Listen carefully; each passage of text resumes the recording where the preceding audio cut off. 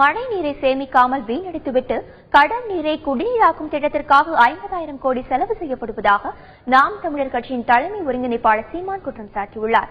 உடுமலைப்பேட்டையில் நடைபெற்ற அந்த கட்சியின் பிரச்சாரக் கூட்டத்தில் பேசிய அவர் இதனை தெரிவித்துள்ளார். கடல்ல தண்ணி சூரிய வெப்பத்தால் நீராவியாகி மேல வருது. மேல வந்து அப்படியே குளிர்ந்து மழையா பெய்யுது. இயற்கையே சுத்திகரிச்சு தூய குடிநீரை கொட்டுது. வீட்டு வாசல்ல கொட்டுது. குடிச்சுக்க குடிச்சுக்க குடிச்சுக்க குடிச்சுக்கன்னு கொட்டுது. அதை சேமிக்கல விட்டுறான். அடுத்த நாள் கடல்ல போய் சேர்ந்துருது. கடல்ல சேர்ந்த மறுபடி இந்த தண்ணிய சுத்திகரிக்கிறான். கடல் நீரை குடிநீராக்க எவ்வளவு செலவழிச்சு? 50,000 கோடி செலவழிச்சு. எந்த முறையில? ஆர்வ முறையில, ரிவர்ஸ் ஓஸ்மாசிஸ் முறையில. இந்த முறை அமெரிக்கானுடையது. குடிக்கிற ஒவ்வொரு மடக்கு தண்ணீருக்கும் அமெரிக்காவுக்கு வரி கட்டுறோம்.